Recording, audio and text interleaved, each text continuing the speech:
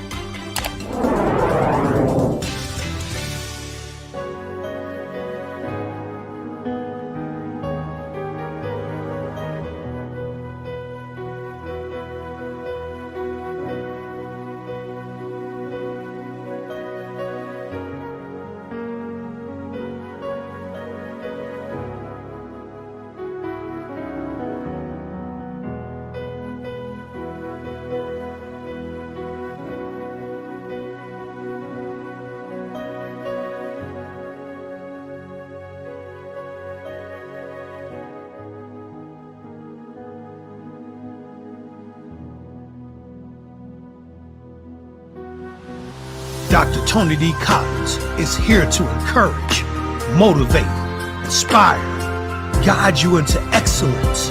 Your success matters. Your dreams matter. Sign up right now with Shepherd One Coaching and become a better you.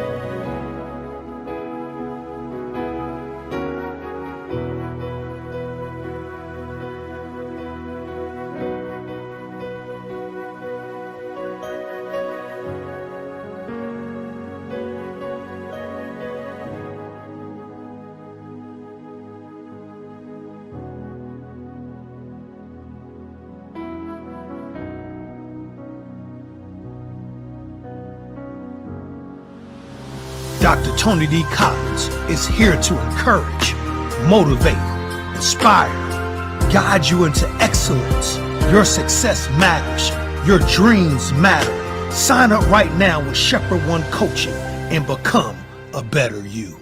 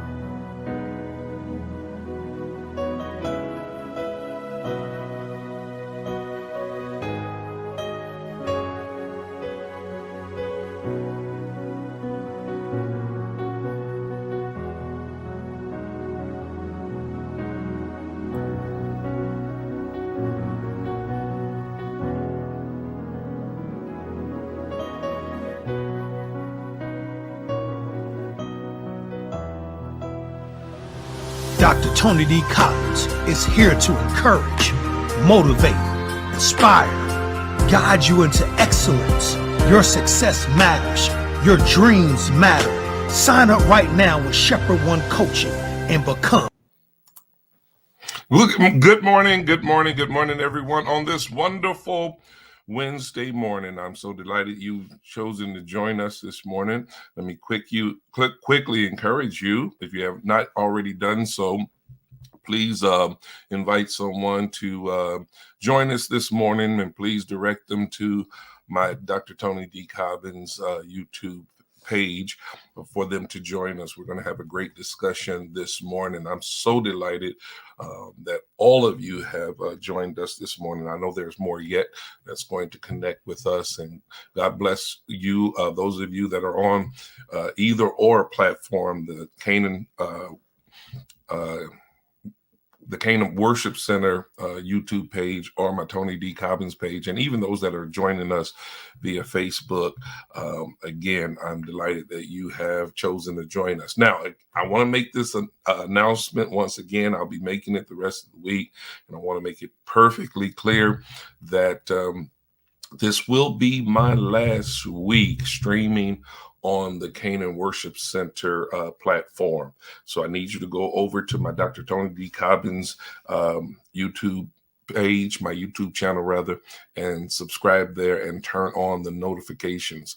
Otherwise, you're going to come here on Tuesday through Friday of next week, and you're not going to find me. And I want you to be able to find me. I need you to follow me where we're moving to. If you're part of our Morning Mocha family, you don't have a problem with that, because of the fact I'm always encouraging you to be flexible and know how to make the necessary adjustments. And I know some people just don't like change. I get it, but sometimes change is absolutely necessary, especially if we've got greater goals in mind. And my shifting has to do with some of my greater personal goals that I have in mind. And so I just want you to shift with me. And this is one of these exercises for you. This is a test for you to see whether or not you're capable of making midstream adjustments and shifting where the shifting is necessary. All right. So I appreciate you all doing that. Those of you that are already joining us on the Dr. Tony D. Cobbins YouTube channel. God bless you. And thank you so much for being proactive and moving right on over, even before we discontinue our streaming on the Canaan Worship Center YouTube page. Got a birthday shout out this morning. I said to you all, I've been telling you all also that we're changing some things with regards to how we do things here on Morning Mocha. But one of the things that we will not change is we won't stop doing the shout outs. And so this morning, we want to give a birthday shout out to Shannon Buckley. I understand today is her birthday. Happy birthday, Shannon.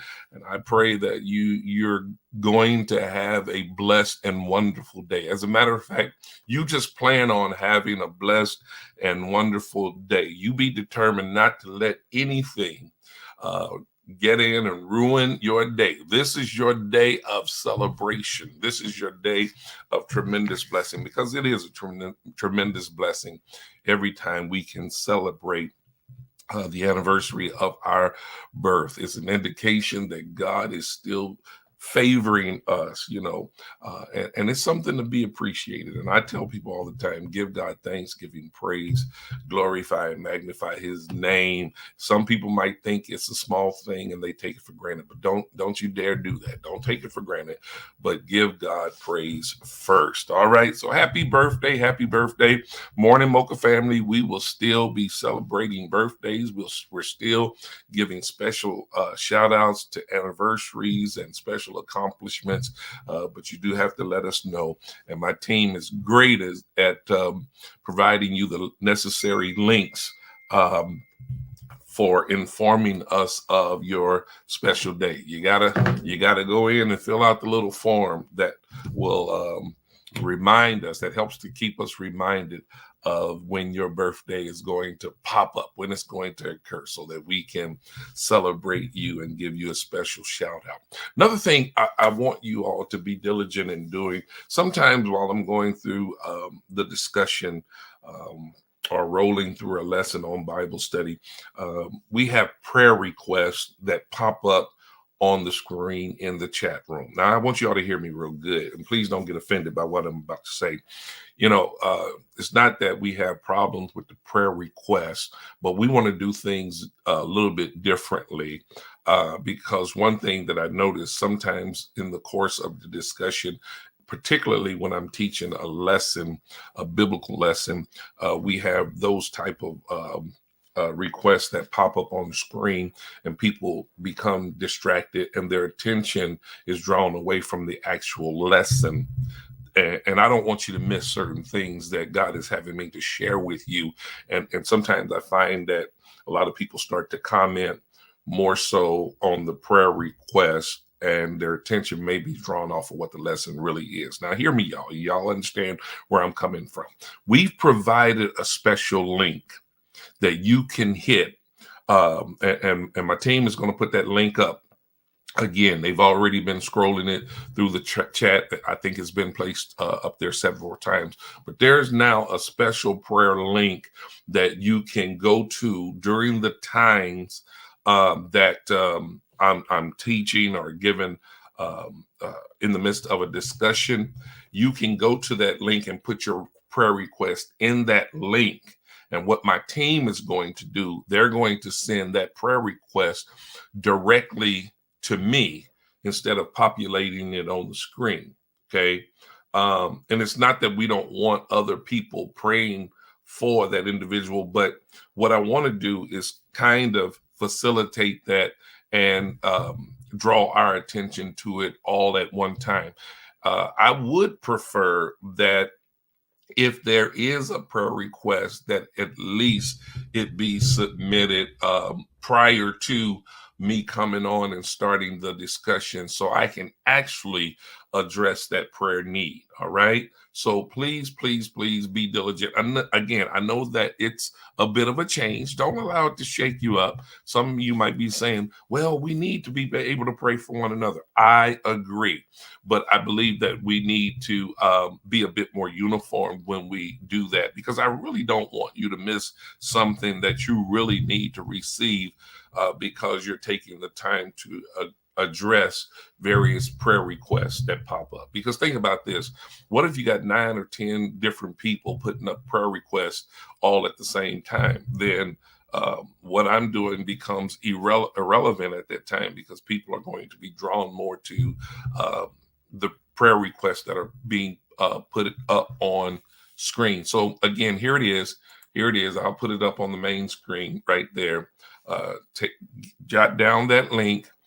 Go ahead and make sure that you copy it and have it in a place where it's accessible to you at any time. And again, once more and again, Morning Mocha family, I hope and pray that you will be cooperative in this. And hopefully when you know you've come on and you have a prayer request, please submit them early.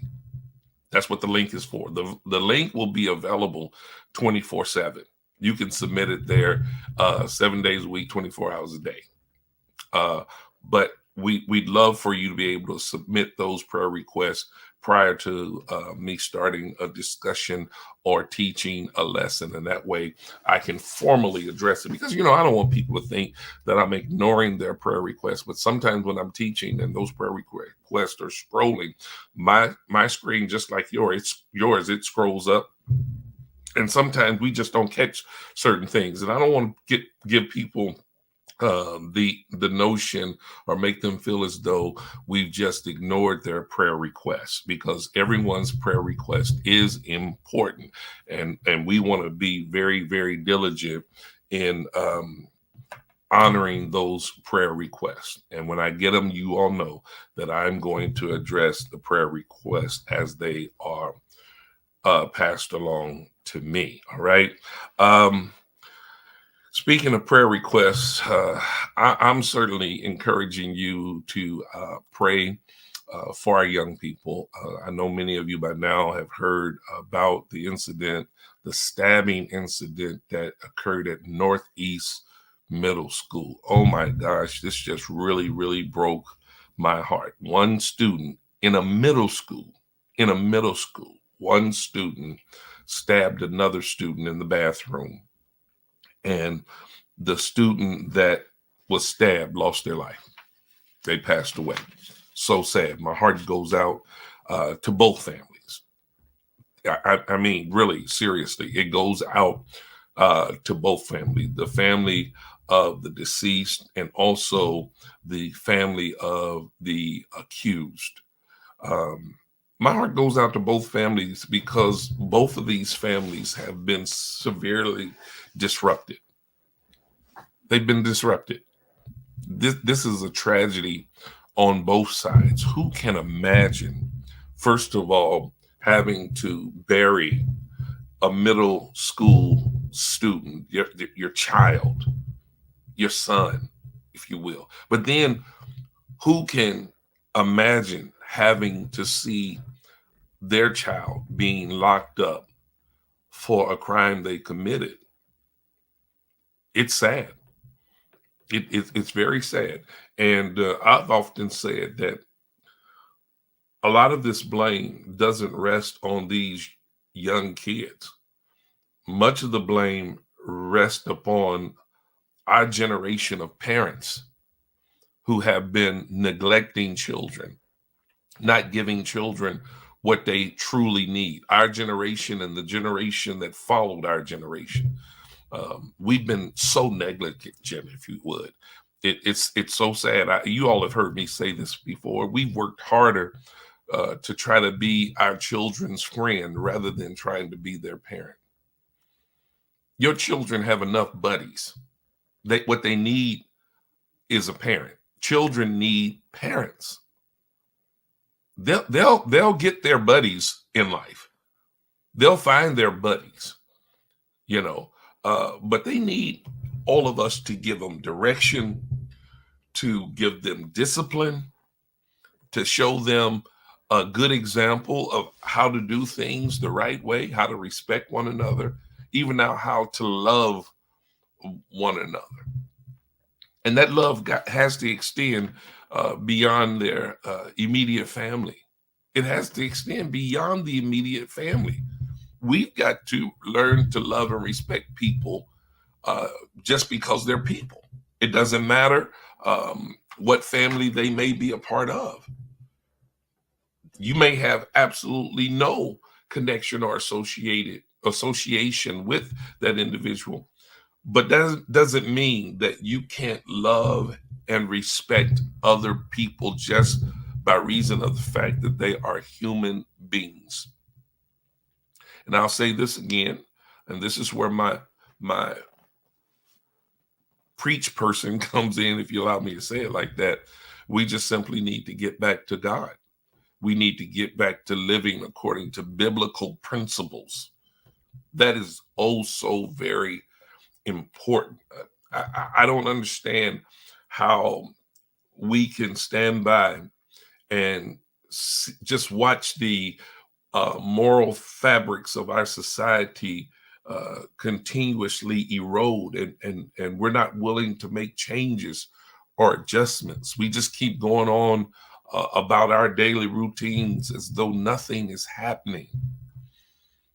We're not willing to change or to shift or to acknowledge the realization that we're doing some things not so right, not so good.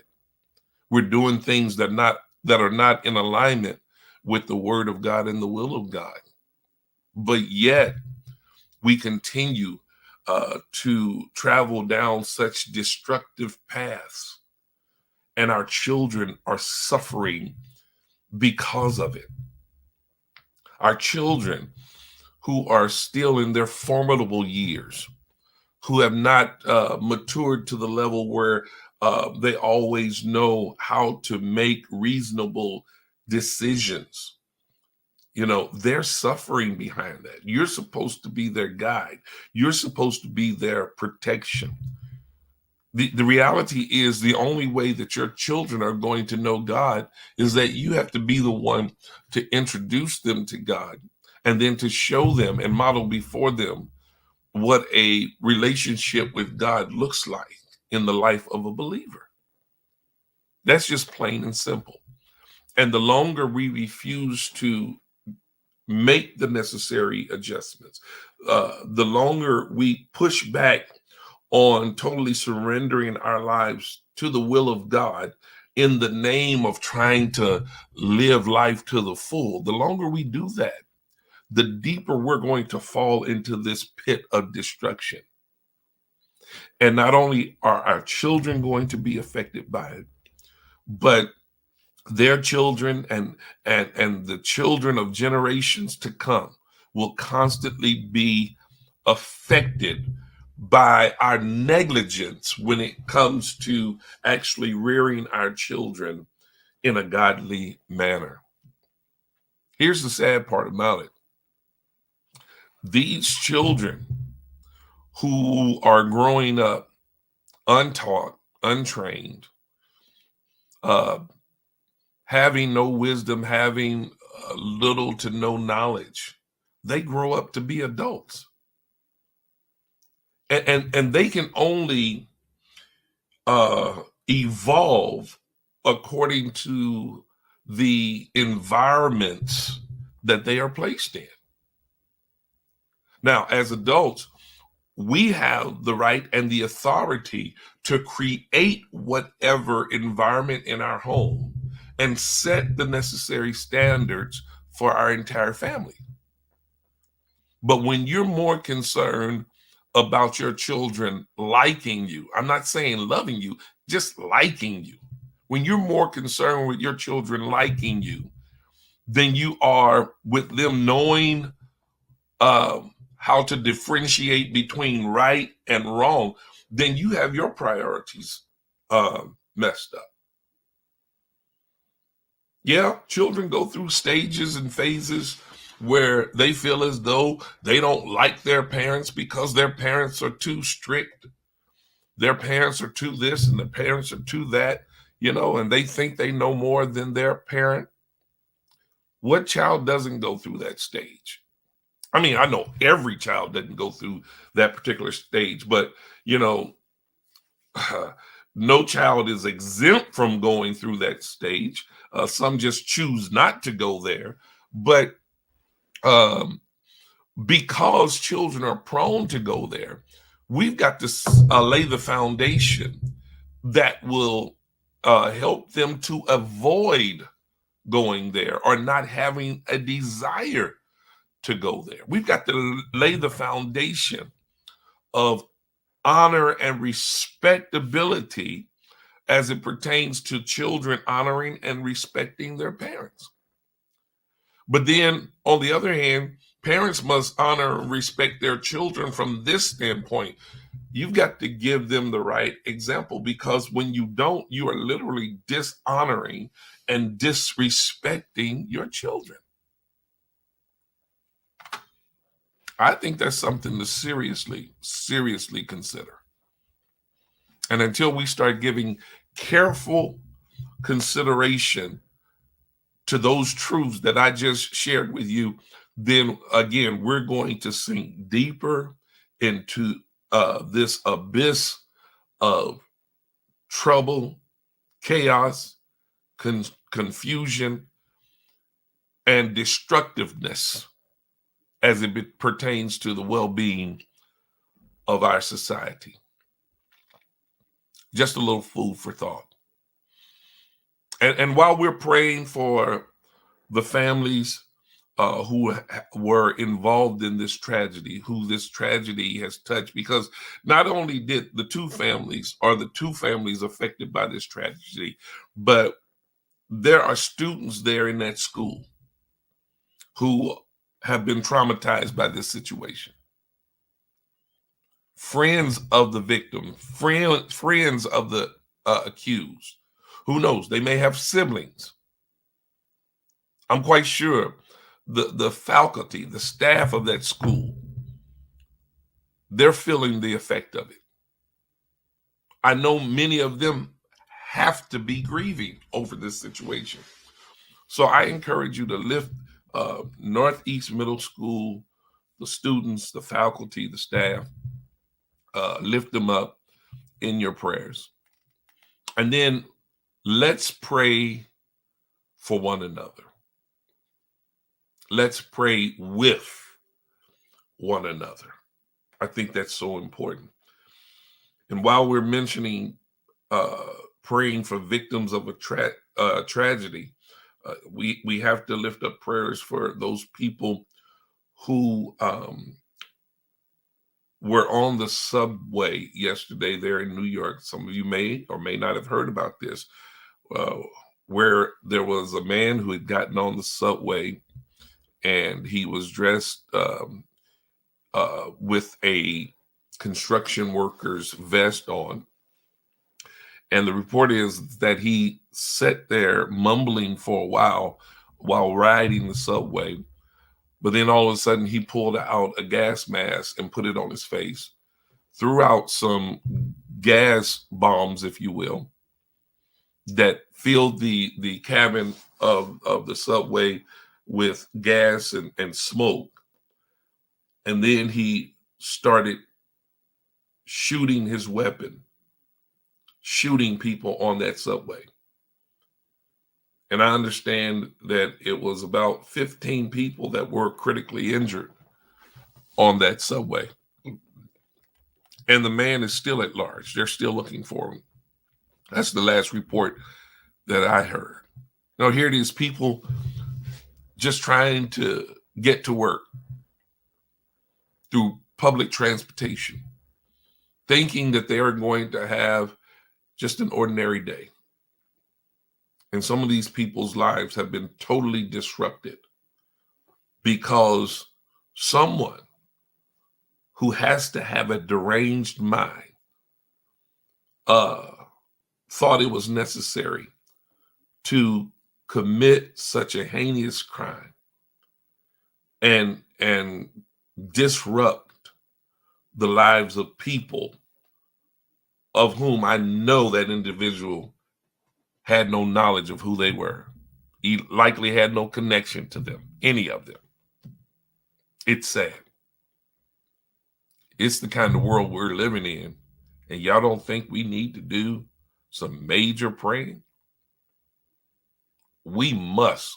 We got to stop talking about it. And we must get back to the feet of our Lord and Savior, Jesus Christ. Just wanted to put those things on your mind this morning. Now, let me get to the topic that I want to talk to you about.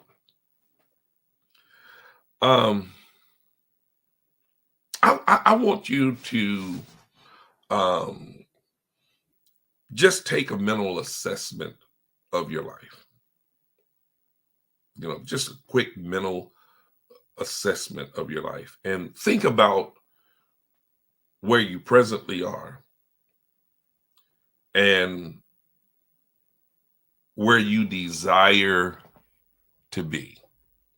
Think about what you're presently doing and what you desire to accomplish in your lifetime. I'd like to believe that many of us, if not most of us, have set goals for ourselves.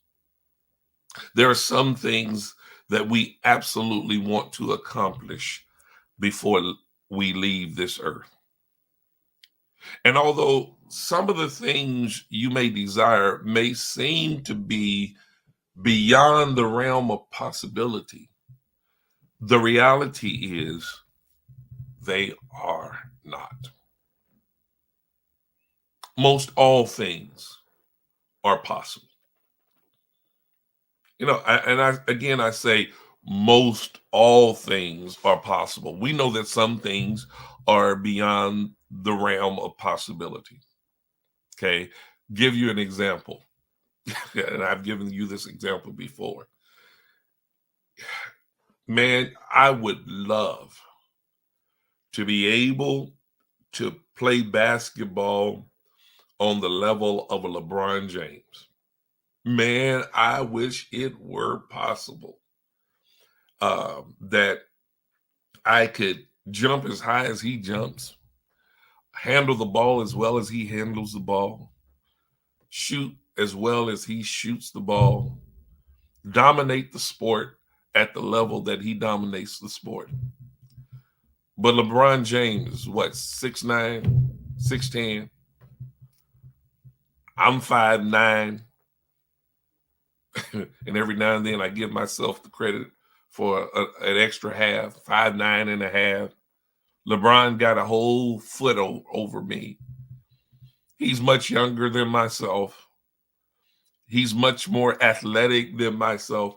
And so for me to have that kind of dream at this stage of my life is beyond the realm of possibility. Okay?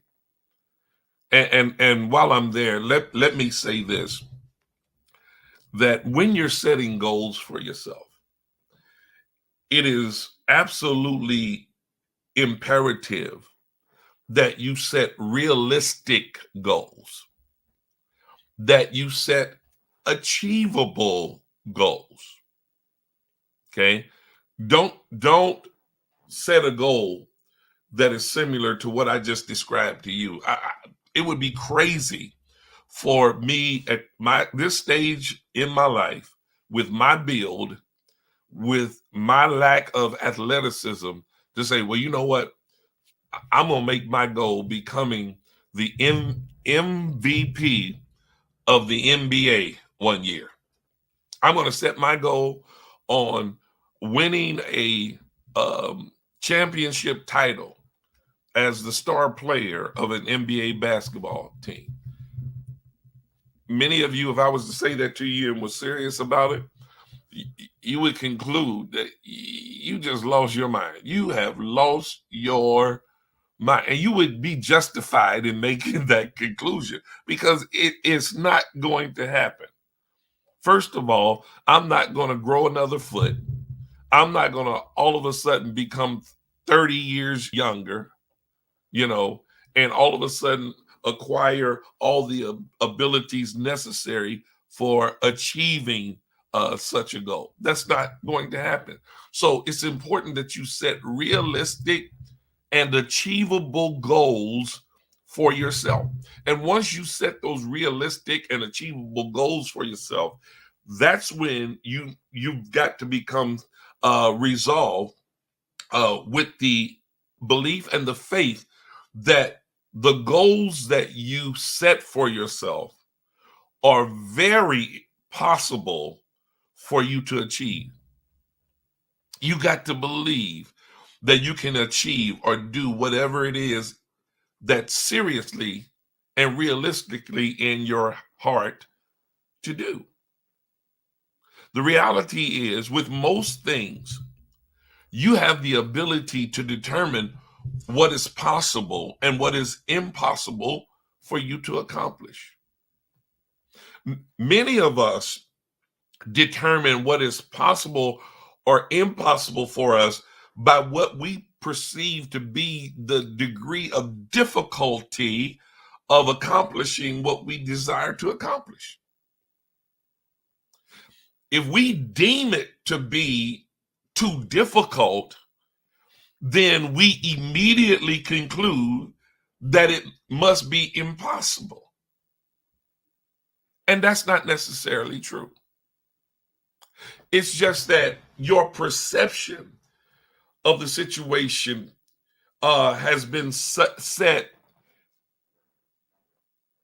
in such a way that you may be making an erroneous conclusion based on what you perceive to be the challenge with regards to accomplishing this desire.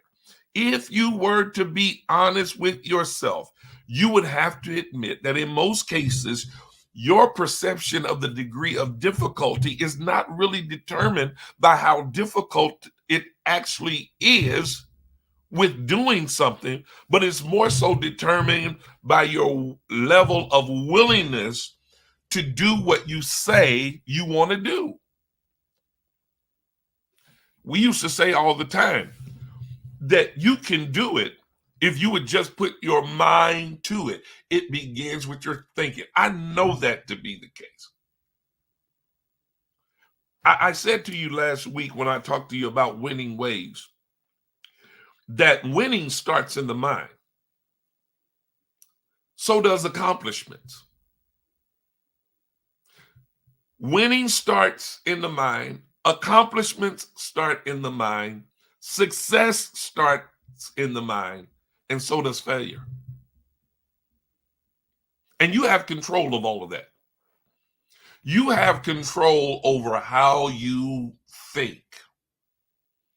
Now, some of us have been tainted by being indoctrinated with the belief that if I think too highly, then I'm operating in vanity and not in confidence. Now, there's a difference between being vain and being confident. You know, being self-loathing is just as bad as being vain with regards to what you can and cannot achieve. But there's a happy medium. It's called being confident. It's called believing in yourself. It's called believing in your abilities.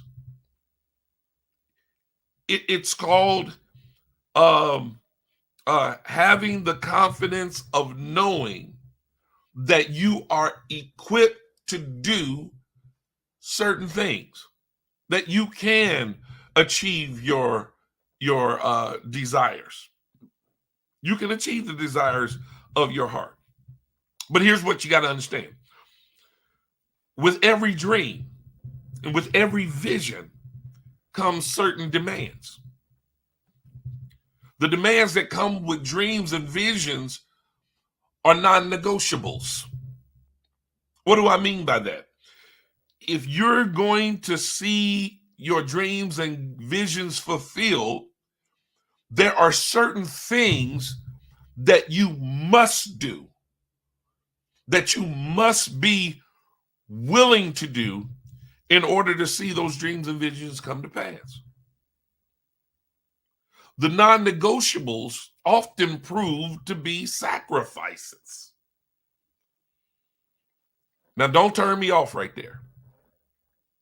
Because if you're going to achieve anything of significance, you better be ready to make some sacrifices. Listen, some of you, if you were to be honest with yourself right now, the only thing that's holding you up from fulfilling your desires, accomplishing or achieving your goals, is your unwillingness to make certain sacrifices. But it's the price that must be paid. I mean, follow the life of any successful individual. Go back and research their history. Research their journey from start to finish. You can not only do this with individuals, but you can do it with corporations, companies, ministries. Trace their journey from start to finish. And I guarantee you, not only will you discover that they've made one sacrifice, but you'll discover that their dreams and visions rather demanded that they make multiple sacrifices. And this is where a lot of people get discouraged. They're just not willing to make the sacrifices.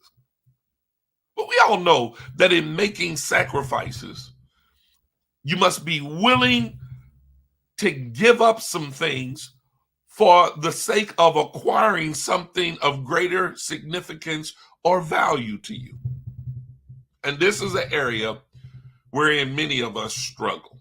Let's just be real about it.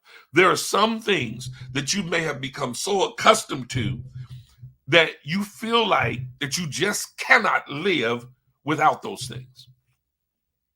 There are some things that you are just so in love with that you dare not even consider living without.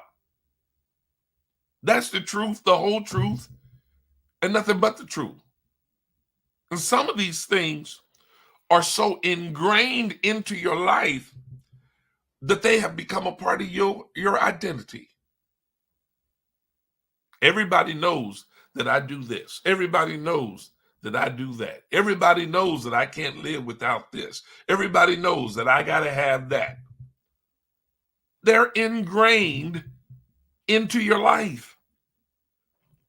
But the question I believe you should consider is, are those things necessary? Are the things that you have a great affinity for essential to you reaching your goals and realizing your dreams? Ask yourself that question. An even more significant question is your affinity for those things keeping you from reaching your goals and realizing your dreams? Because some of the things that we are so in love with and think we are in great need of are actually roadblocks and hindrances to us realizing and reaching our goals. I believe that it's absolutely necessary to periodically do an assessment of our lives for the sake of determining what is necessary and what is not. There comes a time in each of our lives wherein we simply need to trim the fat. Are you at that point right now? Be honest with yourself. Is there some fat in your life that needs to be trimmed? The fat is the dead weight that you need to get rid of, that dead weight that you've been carrying for years. The fat is the non-productive activities that you regularly engage in. And I know all of us have some things in our lives that we love dearly that we know we can do without. The fat is the time stealers that can never be recovered. Those things that cause us to lose time and to waste time. Those situations that create setbacks for us. Those distractions that cause us to waste time and to lose time. You could be using that time and energy to pursue your dreams, but you're carrying this dead weight and you're allowing this distraction to constrain you, to keep you from moving forward. The fat can be people who are literally roadblocks to your progress. And thereby they are roadblocks to your success. I know these are some harsh realities, but I'm trying to help you here.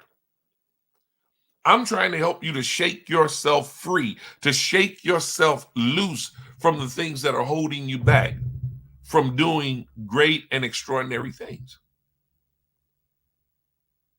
Now, when I talk about doing great and extraordinary things, I'm not necessarily talking about doing things that's going to garner popularity. That's going to cause all eyes of the public to be focused on you. That's going to result in your name being put up in lights.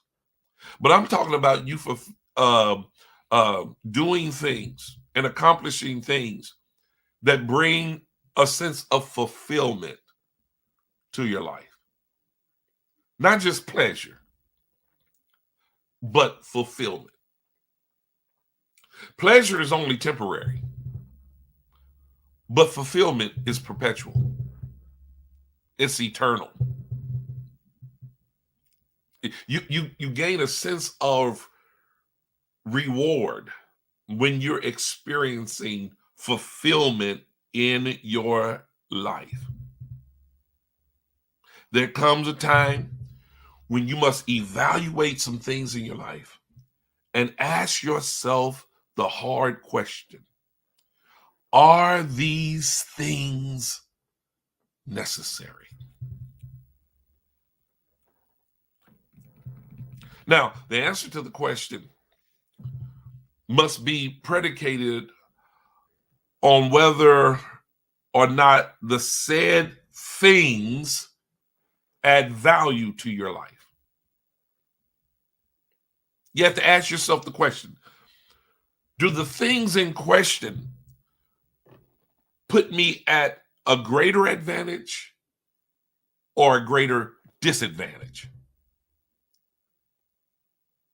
By me doing these things, what can I expect to be the end result?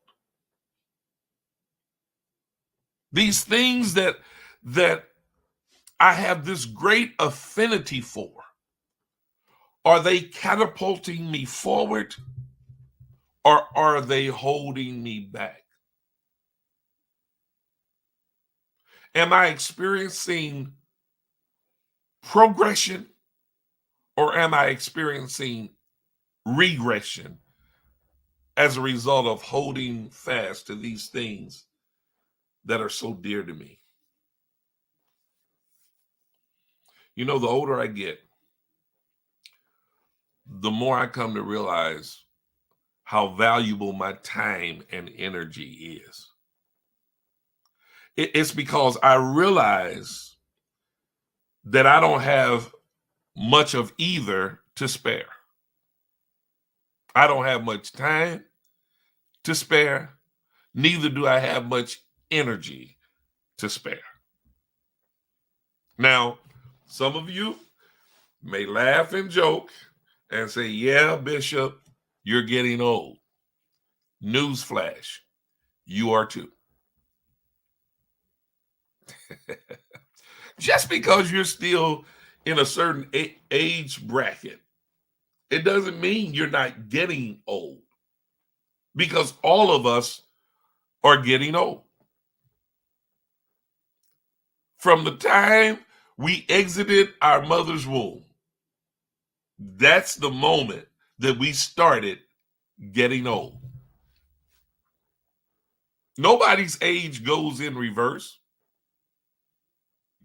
We all are getting older by the day. And those of you who are much younger than myself, you really need to hear this message and take heed to this, because, you know, when you feel like you're still real young and have a lot of life ahead of you, man, let me tell you,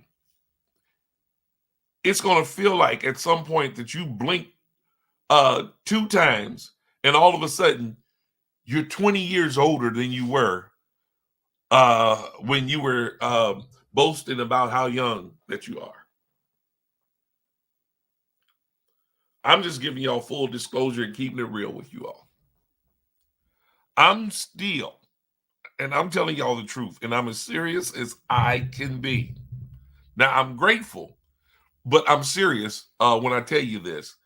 I'm still trying to get my mind adjusted to having to say that I'm 60 years old. I will turn 60 years old June 29th of this year. Record it, write it down somewhere so you'll remember. I'll be accepting all cash gifts, all monetary gifts, you know, everything. I'll make my Cash App available to you. But in all sincerity, I'm trying to wrap my mind around that. And, you know, never before have I approached a birthday struggling with the thought that this number is going to change and I'm going to find myself in another category. I don't know what it is about this 60 thing. I don't know, you know, but I guess it's because that I've come to the realization, unless God does something extraordinary in my life, but I come to the realization that there's more of my life behind me than there is ahead of me. And then my body reminds me from time to time that I no longer possess the level of energy that I used to when I was in, say, my 30s and 40s. And definitely, I don't have what I had when I was in my 20s and teens. So I've come to that realization that I don't have time nor energy to spare. The clock is constantly ticking, and Father Time never goes off duty. The brother won't even take a break. He's got this thing rolling. And all we can do is flow with it. And so for me, it is imperative that I maximize the time allotted to me if I'm ever going to realize my dreams. The only reason why most of us never realize our dreams is because of our unwillingness to rid our lives of the unnecessaries. Think about it. Many of us have a number of unnecessaries that we need to get rid of. How about this? The spirit of procrastination. I'll get to it later. That's unnecessary. It is unnecessary. Here's what I discovered. The more that I put off pursuing a dream, the more that dream starts to fade for me. That spirit of procrastination is unnecessary. The spirit of fear. What if I fail? It's unnecessary. It is. Watch this. This one's going to blow you away. I know this one's going to blow you away. The spirit of fear. Some of you say, you just said that one, Bishop. I know what I'm doing. The spirit of fear. What if I succeed? Believe it or not, some people actually fear success. Why? Because with success comes more responsibility. The fear of failing, the fear of success. And one is just as real as the other. Some people, they know that if they become successful and they achieve their hopes and dreams, they start to think beyond that point of hitting their stride in success. And now they're starting to think, okay, but if I do that, then that's going to cause me to do this, that, and the other. Some people, they actually live by the principle that I'm not going to perform at my highest potential, because if I do, then other people will start to expect more out of me. Go figure. Here's the reality. The reality is you ought to always expect more out of yourself. I talked about this last week, how we should always be striving for excellence. And what that implies is that regardless as to how well we do something, we should always work, strive, and desire to do it even better. Wow. Now, Michelle Love, I hear you. We say this all the time. To whom much is given, much is required. Okay. And yes, that's true. But the sad part is many of us run away from that. We don't want much to be required of us. We run and hide from responsibility. And when we do that, we undermine our own dreams and visions simply because we push back on what our dreams and visions demand. That spirit of fear is unnecessary. Here's another unnecessary that many of us are wrapped up in: the opinions of others. What will people think? Who cares? Why are you tripping on that? Now, again, I know you have to grow and to develop to that stage and that level. Took me a while. I'm just being honest with you. Man, that used to be one of my primary concerns. What are people going to think? And if you allow me to make it specific, I used to be primarily concerned with what church people were going to think. If I succeed at certain things, some of the church people aren't going to like it. If I fail at certain things, most of the church people aren't going to like it. So I'm caught between a rock and a hard place. And I'm telling you, they used to create some stress in me occasionally, worrying about what people were going to think. But I finally matured to the level and came to the understanding that my concern about that was just unnecessary.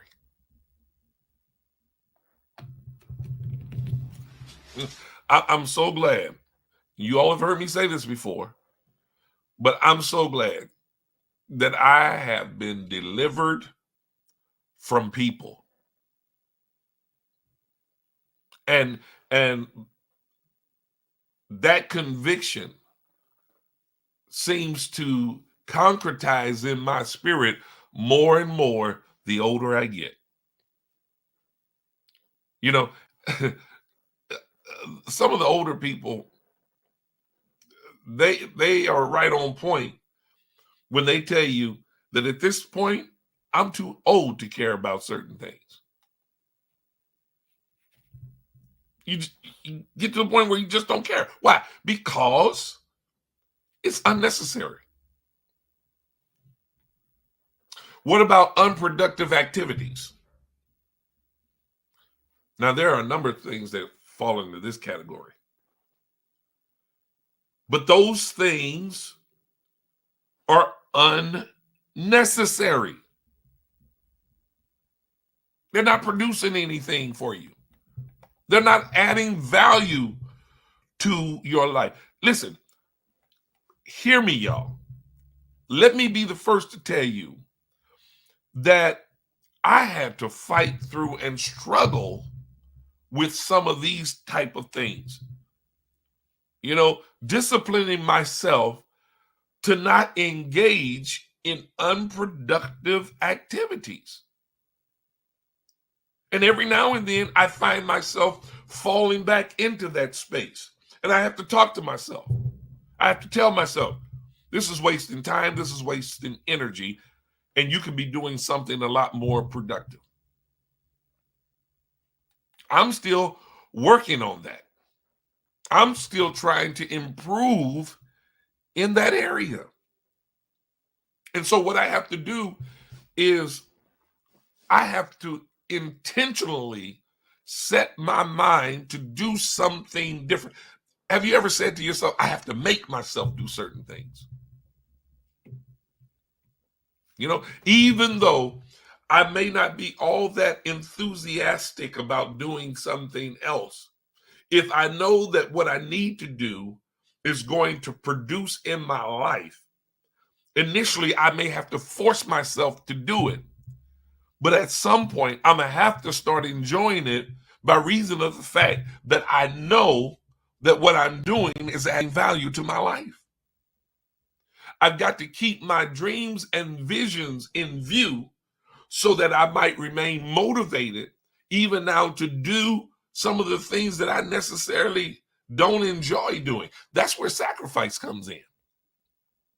I give up something else that I might acquire the things that are more significant to me, more meaningful to me, more productive in my life.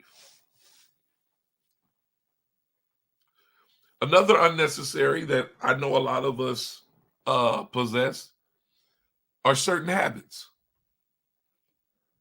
And y'all, once again, I just keep it real for you.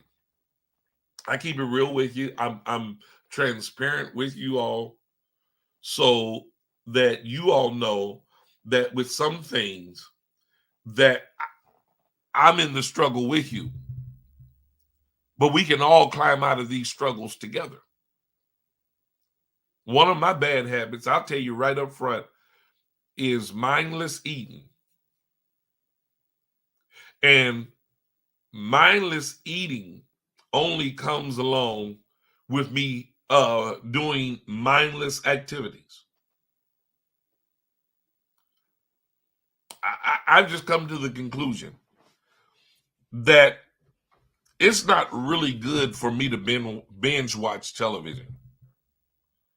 Because if I'm going to binge watch television, anytime I binge watch television, you know, and I'm really just really now noticing this and acknowledging this. Anytime I binge watch television, I always have snacks within my reach. And the snacks that are within my reach are not healthy snacks. They are the unnecessaries. I'm just being honest with you. And what's so sad is that I've shared with you that one of the things that I struggle with is my weight. Somebody probably saying, just tell all your business. I'm trying to help y'all. No, I struggle with my weight. You know, I haven't been comfortable with my weight in years. And again, I know I'm going to get all of these kind of responses, and people, listen, don't bother to walk up and start volunteering information with me, because whatever you suggest, I probably have done it. I've been through programs. I've had personal trainers. I've shared with you all, I have a very picky palate when it comes to eating. And most of the things that are good for me are not good to me. And I can't eat what I don't enjoy eating. So I'm struggling with that. And I'm telling you, I'm so serious. I even pray and ask God, Lord, you got to help me with this thing. I got to find my sweet spot with regards to eating better. Let me put it like this, better, because see, talking about eating right and all of that kind of stuff, that can be subjective, because what may be right for one may not be right for another. But I gotta find my sweet spot with regards to eating better. And then I gotta discipline myself not to engage in mindless eating, because that's unnecessary. And so one of the remedies for that is that I must do things that are productive and keeps my mind engaged. Here's the irony. When I was working on my doctoral degree, a lot of times I would be so engaged in my studies that I would forget to eat. I'm not saying that that's good either. But here's what I am saying. I would be so caught up in doing things that were productive that I wouldn't find myself engaging with unproductive things such as mindless eating. That habit of just eating because it's there. Wow. These are the things that cause complacency and laziness. And both are hindrances to success. Now, here's what I want to do. Here's where I want to challenge you. The next time you get ready to do something that you've made a part of your daily routine, stop and ask yourself the question, is this necessary? And if you conclude that it is, then ask yourself how this thing adds value to your life and assists you in reaching your goals and realizing your dreams. Give it careful consideration. Now, some of you have already concluded, oh, that's too much work, Bishop. Okay, again, sacrifice. You have to ask yourself, how bad do I want it?